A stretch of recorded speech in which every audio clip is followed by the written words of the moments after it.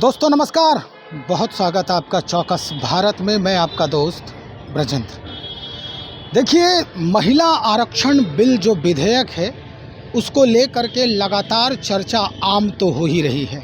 अब जिनको ये बातें पच नहीं रही है वो अपने स्तर से कई सवाल खड़ा कर रहे हैं इस मसले पर, और सवाल ऐसे ऐसे खड़े हो रहे हैं जो अब सार्वजनिक होते भी देर नहीं लग रहा है।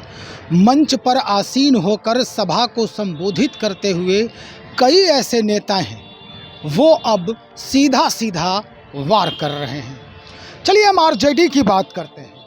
आरजेडी के बारे में हम बताते हैं कि क्या क्या घटना हुई है महिला बिल आरक्षण को लेकर, आरक्षण बिल को लेकर। सबसे पहले हम शुरू करते हैं 13 जुलाई 1998 से। 13 जुलाई 1998 में जब केंद्र में सत्ता थी, सरकार चल रही थी और जहानाबाद के सांसद, आरजेडी के सांसद थे सुरेंद्र यादव जी, सदन में पहुंचे और उस समय जो कानून मंत्री थे वो ये बिल जो है वो लाए थे और पारित होने वाला था सदन में। उसके बाद अचानक से उनका माथा ठनकता है सुरेंद्र यादव जी का, और वो पहुंचते हैं स्पीकर के कुर्सी के पास। बालयोगी उस समय स्पीकर हुआ करते थे, जीएमसी बालयोगी, और जैसे ही वहां पहुंचते हैं और उनके हाथ में जो वो आरक्षण बिल होता है उसे छीनते हैं और सदन में ही वो उसे फाड़ देते हैं, उसे रद्द-बुद्द कर देते हैं और ऐसे करके उछाल देते हैं। ये बात, ये वीडियो पूरे देश ने देखा था। हालांकि उस समय सिर्फ ये वीडियो उन सरकारी चैनलों पर भी चली थी जो सिर्फ और सिर्फ वहाँ कवरेज करने के लिए जो प्रतिबद्ध थे, जिनको ये आदेश था, लेकिन कटसी के रूप में सारे चैनलों ने इसे चलाया था साभार करके। अब हम आपको बताते हैं कि ये कहानी उस वक्त की है।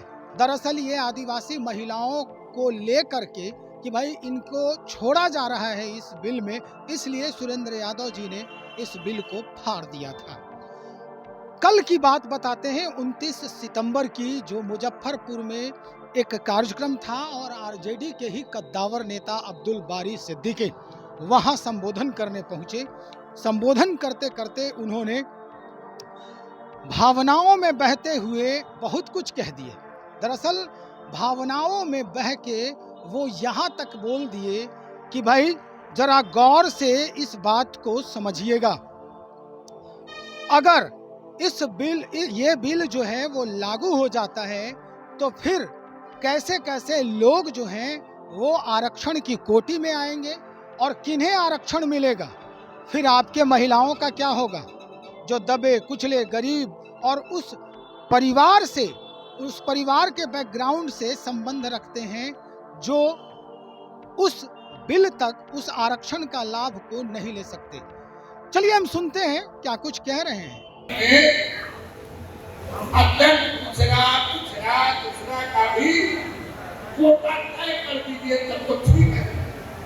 अब वरना महिला के नाम पर कि तो कॉलोनी बेस्टी वाली बॉब कट वाली औरत चली आएगी नौकरी में, आपके महिलाओं को हक और हुकूक मिलेगा।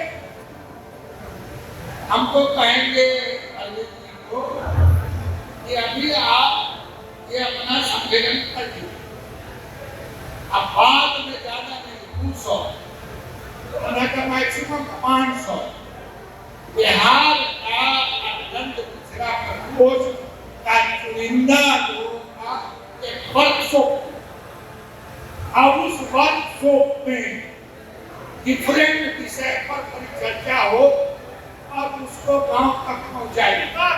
तो सुना आपने, सीधा प्रहार। बॉब कट और लिपस्टिक वाली महिलाओं को आरक्षण का लाभ मिलेगा और आपकी जो महिलाएं हैं उनके हक और हकूक दबे के दबे रह जाएंगे। तो ये बातें जो हैं वो लगातार हो रही हैं। हमने आपको संदर्भ दिया 1998 से। चलिए इस खबर को देखिए और समझने का प्रयास कीजिए कि क्या कुछ हो रहा है राजनीतिक महकमे में और क्या कुछ परिणाम आने वाले हैं इसके। तब तक इंतजार करें, बने रहें हमारे साथ।